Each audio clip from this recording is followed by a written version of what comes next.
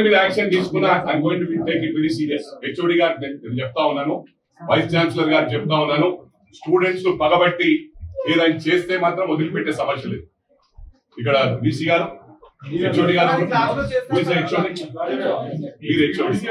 ఏది తీసుకున్నా పిల్లలు ఎందుకంటే చెప్తున్నారు ఆల్రెడీ ఏం చూపిస్తున్నారు మాత్రం బాగుంది.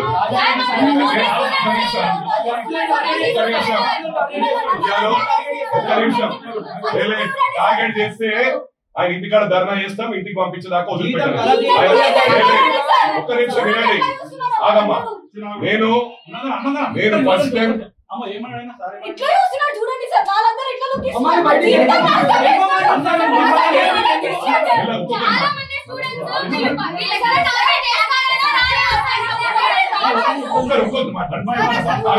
ఫస్ట్ మాట్లాడిన తర్వాత సెకండ్ మాట్లాడు, third, fourth, 1 by 1 maintain discipline. Sir ఏమైంది థర్డ్ ఇయర్ కి వెళ్ళాలంటే ఫస్ట్ ఇయర్ అన్ని క్లియర్ ఉండాలి సార్. ఏమైనా 3-1 పోవాలంటే ఫస్ట్ ఇయర్ మొత్తం క్లియర్ ఉండాలి. కానీ ఫస్ట్ ఇయర్ లో ఒకటే సబ్జెక్ట్ ఆపేసి థర్డ్ ఇయర్ కి పోకుండా ఆపేస్తున్నారు. మళ్ళీ ఇంకొకటి ఏంటంటే ఫీజు వచ్చేసరికి ఒకటిసారి ఫస్ట్ ఇయర్ అంటే 1 month లోనే మొత్తం కట్టేయమంటారు.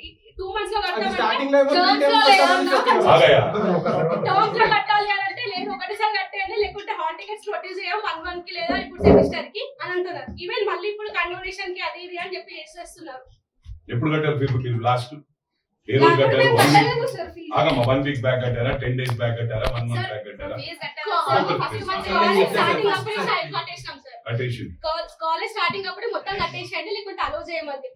ఎంతమంది ఎలిజిబుల్ అసలు యాక్చువల్ గా అగ్రికల్చర్ కాలేజ్ లో ఇప్పుడు మీరు 3rd year చేస్తున్నారు, అసలు ఎలిజిబుల్ ఎంతమంది? 120 members. 120 members అయితే మరి ఎంతమంది ఉన్నారు స్టూడెంట్స్? ఒక్కొక్కరు మాట్లాడు. As per ICAR rules, okay, all the faculty should be in a PhD state. Okay. PhD చేస్తేనే వాళ్ళు ఇక్కడ ఫ్యాకల్టీ ICAR రూల్ ప్రకారం వాళ్ళు ఇక్కడ పని చేయాలి. PhD చేయకపోతే వాళ్ళు ఇక్కడ కూడా ICAR రూల్స్ ప్రకారం ఇక్కడ పని చేయొద్దు. అలాగే నాకు సార్ ఫర్ ఎగ్జాంపుల్ నా చెప్తే సార్ ఫర్ ఎగ్జాంపుల్ నాది 1,30,000. ఇప్పుడు ఫస్ట్ నువ్వు PhD అంటారు, అటువంటి చేస్తున్నారు ఎక్కడ PhD చేస్తున్నారు సార్? లేదు సార్, PhD వాళ్ళు లేరు. as per రూల్స్ ప్రకారం అయితే లేదు సార్.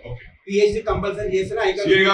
CA గారు మీరు వచ్చడం కాదు, ఇప్పుడు యాజ్ పర్ నామ్స్ లేకపోతే ఇమీడియట్ స్టూడెంట్స్ తో తీసుకొని case against them he has to be taken behind bars. This is very serious. ఎందుకంటే ఎక్కడ కూడా మీరు ఇమీడియట్ వచ్చింది మరి ఎవరు చెప్తారు ఆగండి మాట్లాడకండి, డోంట్ ఇంటరప్ట్. డిసిప్లిన్ లేకపోతే ఎట్లా? మనం తప్పుడు రావద్దు. Let me speak. ఇప్పుడు మీరు వచ్చారు, వచ్చినప్పుడు ఇంతకు ముందు కూడా ఇంట్లో సూసైడ్ అయిందో మర్డర్ అయిందో తెలియదు, లోపల తప్పు కూర్చుంది. ఇటువంటి ఏమి కూడా జరిగాయి. 5 సంవత్సరాలు ఒక్కొక్కటే పని ఉంటాయి. ఇటువంటి చాలా ఉన్నాయి కాలేజెస్, అవన్నింటినీ కూడా నేను ఇవ్వడాడతా. ఎక్కడ వదిలిపెట్టే సమస్య లేదు. యాజ్ పర్ నామ్స్ లేకపోతే immediate take action, take behind bars. మీ డీసీపీ గారికి కూడా చెప్పండి. మరి ఎందుకు ఇంత ఇమీడియట్ వచ్చిండ్రు? ఇక్కడ గొడవలు అయినా గొడవ చేసిండ్రు చేస్తే అట్లా కాదు. ఒక్క నిమిషం సీఏ గారు, సివిల్ డిస్ప్యూట్స్ లలో పోతున్నారు. అరే మరి ప్రభుత్వ భూములు ఇప్పుడు ఇలా ఫారెస్ట్ ల్యాండ్ ఉన్నది, ఆయన గవర్నమెంట్ ల్యాండ్ ఉంది, చెరువుల ల్యాండ్ ఉన్నాయి, ఎందుకు పట్టించుకోవట్లేదు police department? You have to take action. మీ కమిషనర్ గారు మాట్లాడతలేము. Let me talk to commissioner. ఇవ్వండి ఫోన్ తీసుకురండి. మీకెందుకు ఇబ్బంది? వాళ్ళదేముంటుంది, వాళ్ళ దగ్గర ఏం చెప్తే అది చేస్తారు. ఆయన talk to commissioner. A grounds లో ఇది చేస్తున్నారు? సివిల్ డిస్ప్యూట్స్ లో ఇన్వాల్వ్ అవుతున్నారు. ప్రైవేట్ కాలేజ్ ప్రైవేట్ యూనివర్సిటీ వస్తున్నారు. ఇది ఎంత రైట్? ఇది స్టూడెంట్ సపోర్ట్ చేయాలి. గొడవ రాలేదు కదా, గొడవ చేసిరమ్మా, మ్యాన్ హ్యాండిల్ చేసిరా? మీరు శాంతియుతంగా చేస్తున్నారు. ఎవ్రీ రైట్ ఈ గాడ్. ఇగో ఒక్క నిమిషం, దే విల్ ఎక్స్క్యూజ్ చేస్తారు. కానీ ఇక్కడ వీళ్ళు ఏం మీకు న్యాయం చేస్తున్నారు అది ఇక దాంతో బైండ్ అప్ చేసేస్తారు. ప్లీజ్ అదే దాని గురించి చెప్పండి. వీసీ గారు what you can do the better.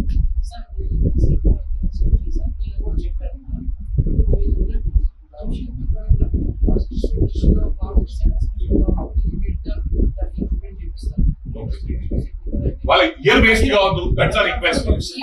Personal ఏం లేదు. We don't have anything personal.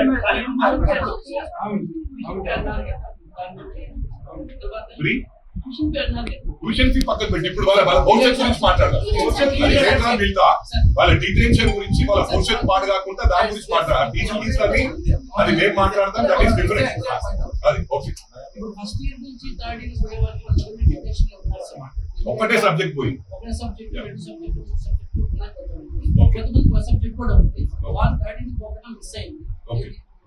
వాళ్ళకి ఏం జరిగిందంటే కొద్దిగా అడ్వాన్స్ ఎగ్జామ్స్ పెట్టారు.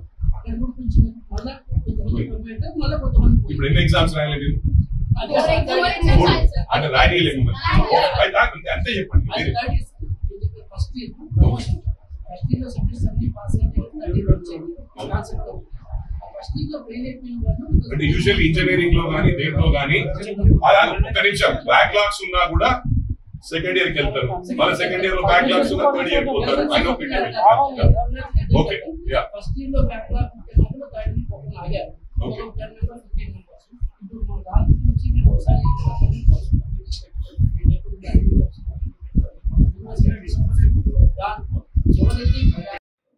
ఓకే. ఫెయిల్ అయింది. ఆ పేపర్ కావాలి.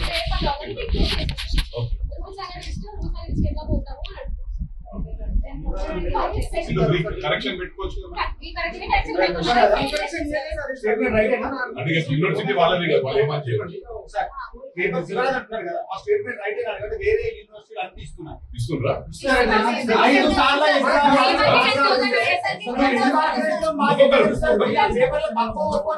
మాట్లాడతాం. ఏ రూల్ ఉంటుందండి, ఎక్కడ ఉందండి, ఏ రూల్ ప్రకారం, ఏ క్లాస్ ప్రకారం చెప్పండి.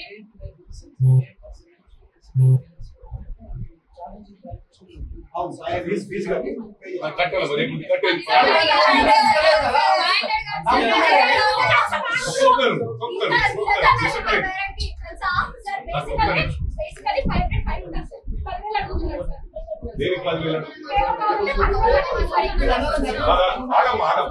బీసీ గారు ఏం చెప్తారు ఇందాం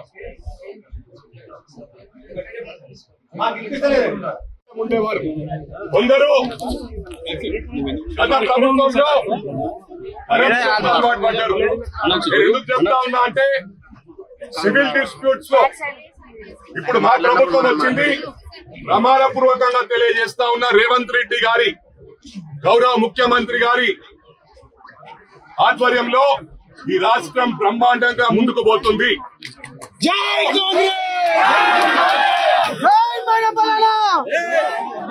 నేను ఎన్నికల పోటీ చేయట్లేదు. 5 సంవత్సరాలు ఓటాలు తెలుసుకోలేదు. వేరే వాళ్ళ కోసం అడుగుతాను, నా కోసం అడగను. ఇలాంటి వాళ్ళు ప్రభుత్వ భూములు, ఫారెస్ట్ భూములు, చెరువులు, స్టూడెంట్స్ దగ్గర అడ్డగోలుగా వసూలు చేసే వాళ్ళను నిలదీసి సిస్టమ్ ను మార్చే వరకు నేను వదిలిపెట్టానని చెప్పి కూడా ఈ 5 సంవత్సరాలు ప్రభుత్వానికి అదే విధంగా మా గౌరవ ముఖ్యమంత్రి గారికి చెడ్డ పేరు రాకుండా నేను ప్రతి ఒక్కటి కూడా నేను ఒకటి మరోసారి కలెక్టర్ కు అదే విధంగా పోలీస్ కమిషనర్ కు కమిషనర్లకు అందరికి కూడా విజ్ఞప్తి చేస్తా ఉన్నా. ఫస్ట్ సివిల్ డిస్ప్యూట్స్ లో వెళ్లకుండా కాపాడండి. చెరువులు ఎక్కడ టోటల్ గా గౌరవ ముఖ్యమంత్రి గారి నోటీసులు పెట్టి వారితో పూర్తిగా మీకు పవర్స్ ఇప్పిస్తాము. చెరువుల భూములు కాపాడండి, ఫారెస్ట్ భూములు కాపాడండి, విద్యార్థులను కాపాడండి. ఏదైతే గతంలో గత ప్రభుత్వ సపోర్ట్ తో యూనివర్సిటీస్ పెట్టారో, ప్రైవేట్ యూనివర్సిటీస్, అక్కడ రిజర్వేషన్స్ రద్దు చేశారు. ఇది చాలా అన్యాయం అని చెప్పి కూడా ఈ సందర్భంగా తెలియజేస్తా ఉన్నా. ఈ ప్రైవేట్ యూనివర్సిటీలో మరి నా పర్సనల్ ఫీలింగ్, బీద వారికి, తల్లిదండ్రి లేని వారికి ఫ్రీగా ఉచితంగా చదివించాలని చెప్పి కూడా యూనివర్సిటీని డిమాండ్ చేస్తా ఉన్నా. ఏదైతే విద్యార్థులకు ఇక్కడ అన్యాయం జరిగిందో, గతంలో దీంట్లో మర్డర్లు జరిగాయో, సూసైడ్లు జరిగాయో మీ అందరికి కూడా తెలుసు. ప్రభుత్వం అండతో, మంత్రి అండతో అది బయటకు రాకుండా కప్పిపుడ్చారు. అవన్నింటినీ కూడా బయటకు తీస్తామని చెప్పి కూడా ఈ సందర్భంగా తెలియజేస్తా ఉన్నా. ఇది గమనించాలా. కోవిడ్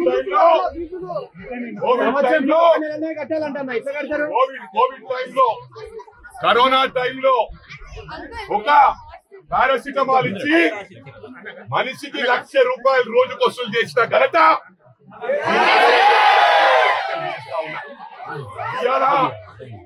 అందరికీ ప్రజానికానికి విజ్ఞప్తి చేస్తా ఉన్నా. సిఎంఆర్ మెడికల్ హాస్పిటల్ కానీ అదేవిధంగా అరుంధతి హాస్పిటల్ కానీ ఫ్రీగా ఉచితంగా చూస్తామని చెప్పి ఎన్నికల్లో ప్రామిస్ చేసి ఈరోజు డబ్బులు వసూలు చేస్తా ఉన్నారు. మీరు ఎవరు కూడా నోటీస్ తెచ్చినా వెంటనే అక్కడికి వచ్చి మీకు ఉచితంగా వైద్యం చేయిస్తానని చెప్పి కూడా ప్రమాణపూర్వకంగా తెలియజేస్తా ఉన్నా. సిఐ గారు ఒక్క నిమిషం, సిఐ గారికి ఫోన్ చేయడం జరిగింది.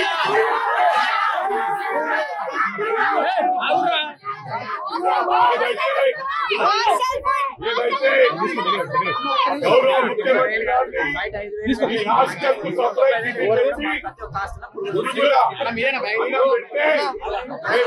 చేసి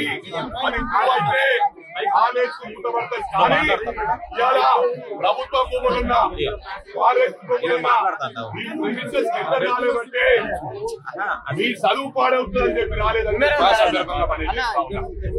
దానిక ముందు ఈ విధంగా జరగదు, అన్నిటికీ కట్టడి చేస్తామని చెప్పి సభాముఖంగా మనం చేస్తా ఉన్నా. సిఐ గారికి ఫోన్ చేసినప్పుడు లాఠీ చార్జ్ చేస్తా అని చెప్పాడు. నేను సిఐ గారికి రిక్వెస్ట్ చేశాను, 5 minutes లో వస్తున్నా, అలాంటి చేయొద్దని చెప్పాను. మరోసారి కూడా విజ్ఞప్తి చేస్తా ఉన్నా, మీ పెద్ద అధికారులు చెప్పినా కూడా మీరు ఎలాంటి చర్యలు తీసుకున్నా సీరియస్ యాక్షన్ ఉంటుంది. క్రమశిక్షణకు మారు పేరు విద్యార్థులు అని చెప్పి సందర్భంగా తెలియజేస్తా ఉన్నా. మీరు ఏదైతే క్రమశిక్షణతో ఉన్నారో అందరికి కూడా చేతులెత్తి దండం పెడతా ఉన్నా.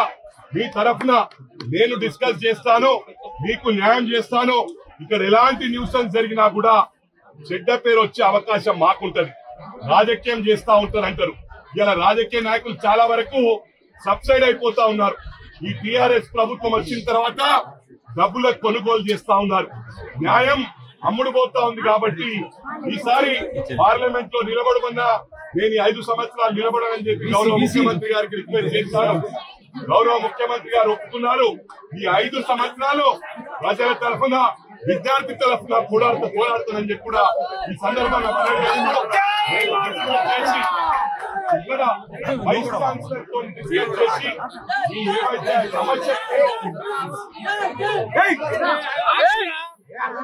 ఏమైతే సమస్యలు ఉన్నాయో అవన్నీ కూడా పరిష్కారం చేస్తాను. లేదా మీ భవిష్యత్తు పాడు చేసుకోవద్దు, మీరు ఎలాంటి ఎడ్యుకేషన్ లేదు, మీ తరఫున నేను ఎడ్యుకేట్ చేస్తానని చెప్పి సందర్భంగా మనవి చేస్తూ ఆ చిన్నారుల స్టూడెంట్స్ ప్రతి ఒక్కరికి, పత్రికా సోదరులకు, ఎలక్ట్రానిక్ మీడియా సోదరులకు ప్రతి ఒక్కరికి